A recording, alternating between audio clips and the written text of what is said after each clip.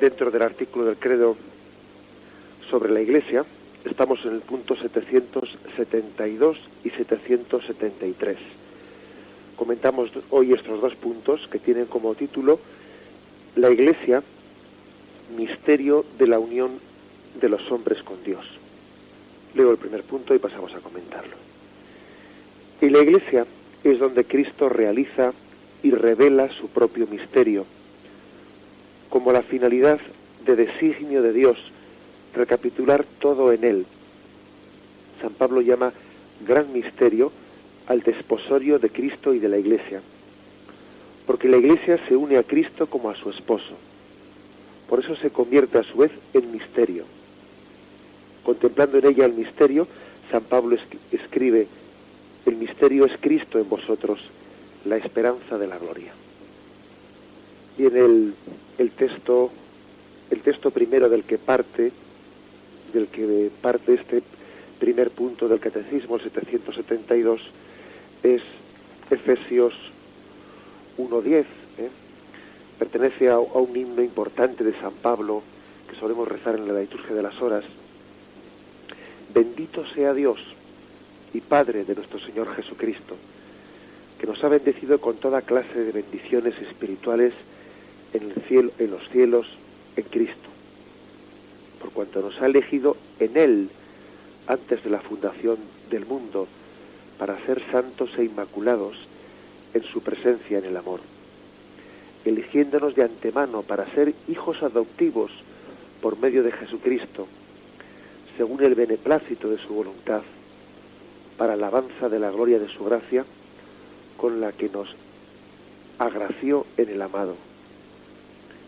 En él tenemos por medio de su sangre la redención, el perdón de los delitos, según la riqueza de su gracia, que ha prodigado sobre nosotros en toda sabiduría e inteligencia, dándonos a conocer el misterio de su voluntad, según el benévolo designio que él se propuso de antemano, para realizarlo en la plenitud de los tiempos, hacer que todo tenga a Cristo por cabeza, lo que está en los cielos y lo que está en la tierra. Hay otras traducciones, he leído yo la versión de la Biblia de Jerusalén, pero otras traducciones dicen que según el designio, que es recapitular todo en Cristo. Aquí dice, hacer que todo tenga a Cristo por cabeza, lo que está en los cielos y lo que está en la tierra. Es decir, aquí se hace referencia en ese texto de San Pablo al designio primero de Dios. La Iglesia, pues, únicamente puede ser entendida y comprendida dentro de ese designio primero de Dios. ¿Cuál era el designio originario de Dios? Que toda la humanidad retornase a Dios en Cristo. Vamos a intentar explicar esto. A esto se le llama recapitulación. Recapitular es como volver a Dios de donde habíamos salido. Hemos salido de Dios, de sus manos hemos salido, por amor nos creó, pero luego ocurrieron muchos dramas, ¿no? Ocurrieron muchos dramas, y es que por el camino pues nos perdimos. Vino el misterio del pecado, y en ese pecado el hombre perdió su rumbo, perdió el punto de partida. Parecía que eso le llevaba a olvidarse de quién le había engendrado y cuál era su norte, a dónde se dirigía. El hombre, por lo tanto, pierde el rumbo, se pierde por el camino. Imaginémonos un peregrino que había salido de determinado lugar, ¿no?, rumbo a Santiago de Compostela, y llega un momento en que por el camino pues se deja tentar, peca, y eso le hace perder el rumbo, de manera que pierde la conciencia de peregrino y sencillamente ya no sabe a dónde se dirige. Ha dejado de ser peregrino y entonces deambula de un sitio a otro sin saber cuál era su origen y su meta. Pierde la propia personalidad, porque alguien que no sabe de dónde viene y a dónde va es alguien que ha perdido la propia personalidad. Y entonces, en ese drama, en medio de ese drama, Dios en su misericordia envía a su Hijo, a Jesucristo, para que la humanidad vuelva de nuevo a las manos, al seno del Padre del cual había salido. De Él venimos y a Él volvemos. Jesucristo es el medio por el cual Dios quiso recapitularnos, es decir, volvernos al origen. Imaginad esa parábola del hijo pródigo.